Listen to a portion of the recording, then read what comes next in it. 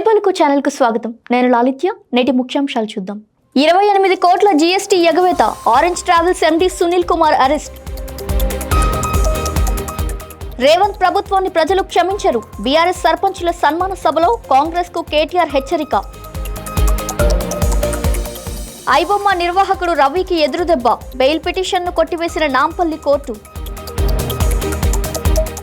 కొవ్వూరులో travels bus ప్రమాదం. మంటల్లో కాలిపోయిన బస్సు. తప్పిన పెను ప్రమాదం.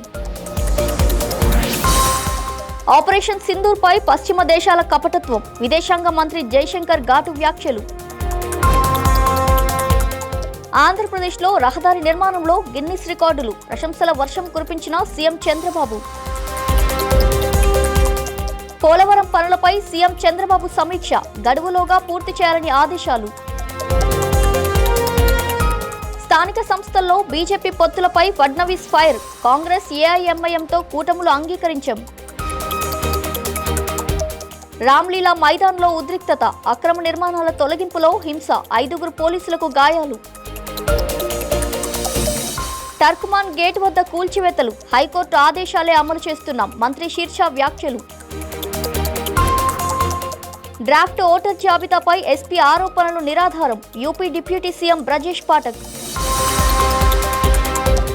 హిమాలయ ప్రాంత భద్రతపై కీలక చర్చలు. సెమినార్లో పాల్గొన్న ఉత్తరాఖండ్ సీఎం దామి. పాకిస్తాన్లో హమాస్ లష్కరే తోయిబా భేటీ. ఉగ్ర సంబంధాలపై అంతర్జాతీయ ఆందోళన. వెనిజులా నుండి 50 మిలియన్ బ్యారెళ్ల చమురు కొనుగోలు. ట్రంప్ కీలక ప్రకటన. హైదరాబాద్ లో జీఎస్టీ ఎగవేత కేసులో orange travels MD Sunil Kumar ను అరెస్ట్ చేశారు. ఆయన బస్సు టికెట్ల రూపంలో ప్రజల వద్ద నుండి సుమారు 28.24 కోట్లు జీఎస్టీ వసూలు చేసి ప్రభుత్వానికి చెల్లించలేదు. Directorate general of GST intelligence DGGI రాష్ట్ర వ్యాప్తంగా పన్ను ఎగవేస్తున్న వ్యాపారవేత్తలపై తనిఖీలు చేపట్టిన సందర్భంలో ఈ వ్యవహారం బయటపడింది. ఈ దర్యాప్తులో trillion lead factory private limited కూడా సుమారు 22 కోట్లు జీఎస్టీ చెల్లించినట్టు గుర్తించారు. సిజిఎస్టీ చట్టం 2017 ప్రకారం ప్రభుత్వానికి పన్ను చెల్లించకపోవడంపై తీవ్రమైన నేరంగా పేర్కొంటూ సునీల్ కుమార్, చేతన్పై అధికారులు విచారణ ప్రారంభించారు. మరికొందరు ఎగవేతదారులపై కూడా డీజీజీఐ దృష్టి సారిస్తుంది. ఉమ్మడి ఖమ్మం జిల్లాలో యూరియా స్టాక్ కూడా నిర్వహించలేని స్థితిలో కాంగ్రెస్ ప్రభుత్వం ఉందంటూ BRS working president Kalvakuntla Taraka Ramarao తీవ్ర హెచ్చరిక చేశారు. ఖమ్మం నగరంలోని తెలంగాణ భవన్లో జరిగిన నూతనంగా గెలిచిన బీఆర్ఎస్ సర్పంచుల సన్మాన సభలో మాట్లాడిన కేటీఆర్, ఇది కాంగ్రెస్ ప్రభుత్వ వైఫల్యానికి నిదర్శనమన్నారు. పాలేరు నియోజకవర్గంలో రైతులు కాంగ్రెస్ పై తీవ్ర ఆగ్రహంతో ఉన్నారని, పాలిచ్చే బర్రెను వదిలి తన్నే దున్నపోతుని తెచ్చుకున్నాం అన్న మాటలు కాంగ్రెస్ కు హెచ్చరికగా తీసుకోవాలని కేటీఆర్ సూచించారు. కేసీఆర్ డిజైన్ చేసిన సీతారామ ప్రాజెక్టును కమిషన్ల కోసం నత్తనడకన నడుపుతున్నారని, 90% పూర్తయిన పనులకు కాంగ్రెస్ ప్రభుత్వం గొప్పలు చెప్పుకుంటుందంటూ విమర్శించారు. బీఆర్ఎస్ హయాంలో అభ్యర్థులు దొరకని కాంగ్రెస్ ఇప్పుడు సర్పంచ్ ఎన్నికల్లో ఓడిపోవడం ప్రజల తీర్పేనని, ఇప్పటికైనా కాంగ్రెస్ ప్రభుత్వం మారకపోతే ప్రజల ఆగ్రహం మరింత తీవ్రమవుతుందని కేటీఆర్ హెచ్చరించారు.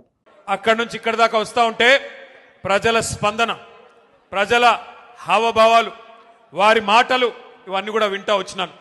మధ్యలో ఒక దగ్గర కొద్దిసేపు టీ తాగుదామని ఆగినాం. అక్కడ పాలేరు నియోజకవర్గం ఎంటర్ అయిన తర్వాత ఆ టోల్ గేట్కి యువతల కొద్దిసేపు ఆగినాం. ఆగితే 2-3 రైతన్నలు వచ్చారు. వచ్చి వాళ్ళ గోడు చెప్పుకుంటున్నారు పాలేరు వాళ్ళు. అన్నా, మా ఎమ్మెల్యే గారు ఇప్పుడు మంత్రిగా ఉన్నారు, వ్యవసాయ మంత్రి గారు మా జిల్లా, 2 ఉన్నారు, ఉప ముఖ్యమంత్రి కూడా మా జిల్లానే, 3 మంత్రులు, 3 మొనగాళ్ళు ఉన్నారు. కానీ దురదృష్టం ఒక్క యూరియా బస్తా దొరకడం లేదు. ఎవరికి చెప్పుకోవాలి, మేము ఎవరికి చెప్పుకోవాలా అని రైతన్నలు వచ్చి అడుగుతుంటే వారిని నేను ఒకటే అడిగిన, మరి మార్పు మార్పు అన్నారు, మార్పు అని ఓటేశారు, బాగున్నదా మార్పు అని అడిగిన. అంటే ఏం చెప్పాలన్నా, సరే జరిగింది, పాలిచ్చే గేదెని వద్దనుకుని తన్నే దున్నపోతుని తెచ్చుకున్నాము, తప్పదు కదా, అనుభవించక తప్పదు కదా అని చెప్పారు. రైతులు కూడా బాధపడతా ఉన్నారు. పైరసీ వెబ్సైట్ ఐబొమ్మ నిర్వాహకుడు ఇమ్మడి రవికి నాంపల్లి కోర్టులో చుక్కెదురైంది. హైదరాబాద్ సైబర్ క్రైమ్ పోలీస్ స్టేషన్లో నమోదైన 5 కేసుల్లో బెయిల్ మంజూరు చేయాలని రవి దాఖలు చేసిన పిటిషన్లను న్యాయస్థానం తిరస్కరించింది. కేసు ఇంకా దర్యాప్తు దశలో ఉందని, రవికి విదేశాల్లో పౌరసత్వం ఉన్న నేపథ్యంలో బెయిల్ ఇస్తే దేశం దాటి వెళ్లిపోయే అవకాశం ఉందని పోలీసులు కోర్టు దృష్టికి తీసుకెళ్లారు. వాదనలు పరిశీలించిన న్యాయస్థానం రవి బెయిల్ పిటిషన్లను కొట్టివేస్తూ కీలక ఆదేశాలు జారీ చేసింది. 2 తెలుగు రాష్ట్రాల్లో వరుస రోడ్డు ప్రమాదాలు ఆందోళన కలిగిస్తున్నాయి. తాజాగా తూర్పుగోదావరి జిల్లా కొవ్వూరులో ఓ ట్రావెల్స్ బస్సు ప్రమాదానికి గురై పూర్తిగా దగ్ధమైంది. ఖమ్మం నుంచి విశాఖపట్నం వెళ్తున్న ఆర్ఆర్ఆర్ ట్రావెల్ బస్సు కొవ్వూరు రాజమండ్రి బ్రిడ్జిపైకి చేరగానే మంటల బారిన పడింది. సెల్ఫ్ మోటార్ షార్ట్ సర్క్యూట్ కారణంగా ప్రమాదం జరిగినట్టు పోలీసులు తెలిపారు. ఇంజిన్ నుంచి పొగ రావడాన్ని గమనించిన డ్రైవర్ అప్రమత్తమై బస్సును ఆపి ప్రయాణికులను కిందికి దించడంతో అందరూ సురక్షితంగా బయటపడ్డారు. సమాచారం అందుకున్న అగ్నిమాపక సిబ్బంది మంటలను అదుపు చేసినప్పటికీ బస్సు పూర్తిగా దగ్ధమైంది. ఈ ఘటనలో సుమారు 80 లక్షల రూపాయల నష్టం జరిగినట్లు అంచనా. ప్రయాణికులను ప్రత్యామ్నాయ బస్సులో గమ్యస్థానాలకు తరలించారు. పాకిస్తాన్ ఉగ్రదాడులకు ప్రతీకారంగా భారత్ చేపట్టిన ఆపరేషన్ సింధూర్ సందర్భంగా పశ్చిమ దేశాల వైఖరిపై విదేశాంగ మంత్రి ఎస్ జయశంకర్ తీవ్ర విమర్శలు చేశారు. లక్సెంబర్గ్లో భారత్ కమ్యూనిటీని ఉద్దేశించి మాట్లాడుతూ వేల మైళ్ల దూరంలో జరిగే ఉద్రిక్తతలపై ఆందోళన వ్యక్తం చేసే దేశాలు తమ సొంత ప్రాంతాల్లో జరుగుతున్న పరిణామాలను పట్టించుకోవడం లేదన్నారు. సాయం చేయాలనుకునే దేశాలతో కలిసి పనిచేస్తామని, కానీ పాకిస్తాన్లా ప్రవర్తిస్తే తగిన సమాధానం తప్పదని స్పష్టం చేశారు. ఆలోచన లేకుండా దూరంగా కూర్చొని ఉచిత సలహాలు ఇవ్వడం కొన్నిసార్లు స్వార్థపూరితంగా ఉంటుందని వ్యాఖ్యానించారు. దేశ భద్రతే లక్ష్యంగా ఇతరుల సలహాలను పక్కనబెట్టి భారత్ ముందుకెళ్లిందని జైశంకర్ తెలిపారు. ఆంధ్రప్రదేశ్ మరోసారి దేశానికి గర్వకారణంగా నిలిచింది. బెంగళూరు, కడప, విజయవాడ ఆర్థిక కారిడార్ NH-544G పై NHAI ఆధ్వర్యంలో రాజ్పథ్ ఇన్ఫ్రాకాన్ ప్రైవేట్ లిమిటెడ్ 24 గంటల్లో నిరంతరంగా 28.95 లేన్ కిలోమీటర్లు 10,675 మెట్రిక్ టన్నుల బిటుమినస్ కాంక్రీట్ వేసి 2 గిన్నిస్ వరల్డ్ రికార్డులు నెలకొల్పింది. ఈ విజయంపై ఆంధ్రప్రదేశ్ ముఖ్యమంత్రి నారా చంద్రబాబు నాయుడు హర్షం వ్యక్తం చేశారు. ప్రపంచ స్థాయి మౌలిక వసతుల దిశగా రాష్ట్రం వేగంగా దూసుకుపోతుందని ట్వీట్ ద్వారా అభినందనలు తెలిపారు. కేంద్ర ప్రభుత్వ దూరదృష్టి, కేంద్ర మంత్రి నితిన్ గడ్కరీ నేతృత్వం, ఇంజనీర్లు, కార్మికుల అంకిత భావమే ఈ రికార్డులకు కారణమని కొనియాడారు. ఇదే కారిడార్లో 2026 జనవరి 11 నాటికి మరో 2 గిన్నిస్ రికార్డుల లక్ష్యంతో పనులు కొనసాగుతున్నాయని తెలిపారు. ఆంధ్రప్రదేశ్ ముఖ్యమంత్రి నారా చంద్రబాబు నాయుడు ఈరోజు పోలవరం ప్రాజెక్టును సందర్శించి పనుల పురోగతిని తెలుసుకున్నారు. Coffer dam, buttress dam, ECRF gap 1, gap 2తో పాటు డయాఫ్రామ్ వాల్ పనులపై అధికారుల నుంచి వివరాలు తెలుసుకున్నారు. ఏరియల్ వ్యూ ద్వారా ప్రాజెక్టు పరిసరాలను పరిశీలించిన సీఎం నిర్ణీత గడువులోగా పనులు పూర్తి చేయాలని, నాణ్యత విషయంలో ఎలాంటి రాజీ పడవద్దని ఇంజనీర్లు, కాంట్రాక్ట్ సంస్థలకు స్పష్టం చేశారు. నిర్వాసితుల పునరావాస ప్యాకేజీల అమలుపై ప్రత్యేక దృష్టి పెట్టాలని సూచించారు. ఈ సందర్భంగా మంత్రి నిమ్మల రామానాయుడు, ఎమ్మెల్యేలు, ప్రజాప్రతినిధులు ముఖ్యమంత్రికి ఘనస్వాగతం పలికారు. పోలవరం పనులన్నీ సమీక్ష చేయడానికి వీలైన తొందరలో ఈ ప్రాజెక్టును పూర్తి చేసి జాతికి అంకితం చేయాలి అనే ఉద్దేశంతో నేను ఈ విజిట్ లో వచ్చాను. ఫస్ట్ మీరు చూస్తే న్యూ డయాగ్రామ్ వాల్, మీకు అందరికి ఒక ఐడియా ఉంది. ఏదైతే డయాఫ్రామ్ వాల్ ఆ రోజు అయిపోయింటే 440 కోట్లతో ప్రాజెక్టు చాలా త్వరితగతిన పూర్తయ్యాను. ఎగ్జాక్ట్ గా 2020కి పూర్తి చేయాలని టార్గెట్ పెట్టుకున్నాం. జూన్ లో 19లో ప్రభుత్వం మారింది. అక్కడి నుంచి ఈ ప్రాజెక్టుకి అన్ని విధాల నష్టం జరిగే పరిస్థితి వచ్చింది. ఈ డయాఫ్రామ్ వాల్ ని కాపాడుకోవాల్సిన ప్రభుత్వం ఏజెన్సీని ఉన్నపళంగా మార్చడం, ఆల్టర్నేటివ్ అరేంజ్మెంట్ చేయకుండా పోవడం, ఇంజనీర్లు మార్చడం, ఫైనల్ గా ఇది పోయిన తర్వాత కూడా అనలైజ్ చేయలేని పరిస్థితికి వచ్చారు. తర్వాత IIT హైదరాబాద్కి అప్పచెప్తే సెంట్రల్ గవర్నమెంట్ వాళ్ళు ఎస్టాబ్లిష్ చేసిన తర్వాతనే వీళ్ళు డయాఫ్రామ్ వాల్ పోయిందని గుర్తించలేని పరిస్థితి వచ్చింది. మహారాష్ట్రలో మున్సిపల్ ఎన్నికల అనంతరం బీజేపీ, కాంగ్రెస్, AIMIMతో స్థానిక స్థాయిలో కూటములు ఏర్పాటు చేయడంపై రాజకీయ వర్గాల్లో చర్చ నడుస్తోంది. ఈ అంశంపై ముఖ్యమంత్రి దేవేంద్ర ఫడ్నవీస్ తీవ్రంగా స్పందించారు.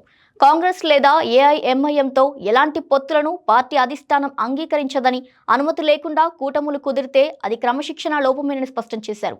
నిబంధనలు ఉల్లంఘించిన నేతలపై కఠిన చర్యలు తప్పవని హెచ్చరించారు.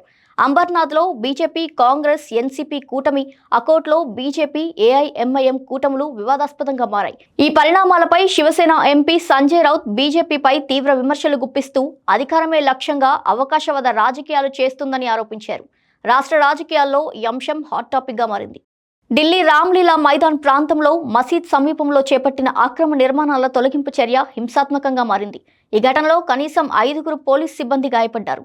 దీనిపై joint CP central Madhur Varma స్పందించారు. ఇది పూర్తిగా చట్టబద్ధమైన ఎన్క్రోచ్మెంట్ తొలగింపు ప్రక్రియనని, ముందుగానే పీస్ కమిటీ, నాగరిక్ సురక్ష కమిటీ, మసీద్ మౌలవీలతో పాటు సమావేశాలు నిర్వహించి సమాచారం ఇచ్చినట్టు తెలిపారు. దీనికి మతపరమైన రంగు పులుమొద్దని స్పష్టంగా చెప్పినప్పటికీ కొందరు దుండగులు హింసకు పాల్పడ్డారని అన్నారు. ఇది ముందస్తు ప్రణాళికతో జరిగిందా అనే విషయం దర్యాప్తులో తేలుతుందని వెల్లడించారు. ఈ ఘటనపై కేసు నమోదు చేసి సెంట్రల్ డిస్ట్రిక్ట్ స్పెషల్ స్టాఫ్ దర్యాప్తు చేపట్టిందని పోలీసులు తెలిపారు. ఢిల్లీలో టర్క్మాన్ గేట్ సమీపంలో జరుగుతున్న కూల్చివేత చర్యలపై మంత్రి మంజీందర్ సింగ్ శీర్షా స్పందించారు. ఇది పూర్తిగా హైకోర్టు ఇచ్చిన ఆదేశాల ప్రకారమే జరుగుతుందని ఆయన స్పష్టం చేశారు. ఈ విషయంలో కోర్టు నుంచి స్పష్టమైన సూచనలు ఉన్నాయని, వాటిని ప్రభుత్వం, పోలీసులు తప్పనిసరిగా అమలు చేయాల్సిన బాధ్యత ఉందని తెలిపారు. కూల్చివేతలను అడ్డుకునేలా గందరగోళం సృష్టిస్తున్న వారు తప్పు చేస్తున్నారని, అలాంటి వారిపై పోలీసులు అవసరమైన చర్యలు తీసుకుంటారని మంత్రి శీర్షా హెచ్చరించారు. హైకోర్టు ఆదేశాల అమలే ప్రభుత్వానికి అత్యున్నత ప్రాధాన్యత అని ఆయన తెలిపారు. ఉత్తరప్రదేశ్ డ్రాఫ్ట్ ఓటర్ జాబితాలో లోపాలున్నాయంటూ సమాజ్వాదీ పార్టీ చేసిన ఆరోపణలను డిప్యూటీ సీఎం బ్రజేష్ పాఠక్ తీవ్రంగా ఖండించారు. సమాజ్వాదీ పార్టీ ఇకపై యూపీ ఎన్నికల్లో గెలిచే పరిస్థితి లేదని, ఓటమి భయంతోనే ఇలాంటి వ్యాఖ్యలు చేస్తుందని ఆయన వ్యాఖ్యానించారు. డ్రాఫ్ట్ ఓటర్ జాబితా తయారీ పూర్తిగా చట్టబద్ధమైన ప్రక్రియల్లో జరిగిందని, ఎన్నికల సంఘం నిబంధనల ప్రకారమే అన్ని చర్యలు తీసుకున్నామని తెలిపారు. రాజకీయ ప్రయోజనాల కోసం ప్రజలను తప్పుదోవ పట్టించే ప్రయత్నాలను ఎస్పీ మానుకోవాలని డిప్యూటీ సీఎం బ్రజేష్ పాఠక్ హితవు పలికారు. ఉత్తరాఖండ్ ముఖ్యమంత్రి పుష్కర్ సింగ్ ధామీ ఓ కీలక సెమినార్లో పాల్గొని మాట్లాడారు. ఈ సెమినార్లో హిమాలయ ప్రాంత భద్రత, విపత్తు నిర్వహణ, మౌలిక వసతుల బలోపేతం, అలాగే సైనికులు, పౌరుల మధ్య సమన్వయం వంటి అంశాలపై లోతైన చర్చలు జరుగుతున్నాయని తెలిపారు. ఈ అంశాలపై మొదలైన చర్చలను మరింత ముందుకు తీసుకెళ్లనున్నామని సీఎం ధామీ అన్నారు.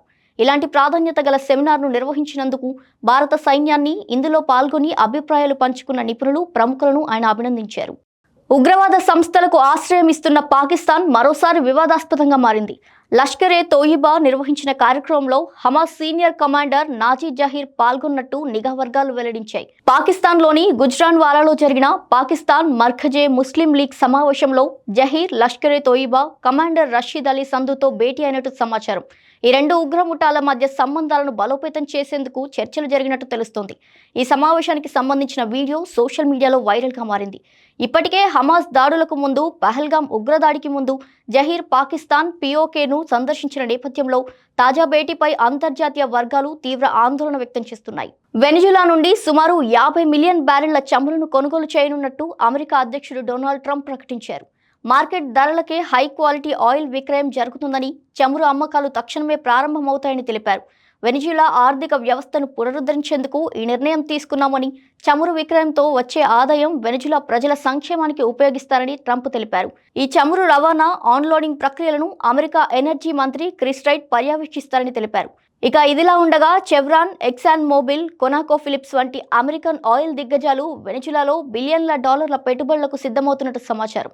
దెబ్బతిన్న వెనిజులా చమురు రంగాన్ని మళ్లీ గాడిలో పెట్టడమే లక్ష్యమని ట్రంప్ స్పష్టం చేశారు. ఇవి వాల్టి బులెటిన్ డీటెయిల్స్. మరో బులెటిన్తో మళ్ళీ కలుద్దాం. చూస్తూనే ఉండండి తొలి పలుకు న్యూస్.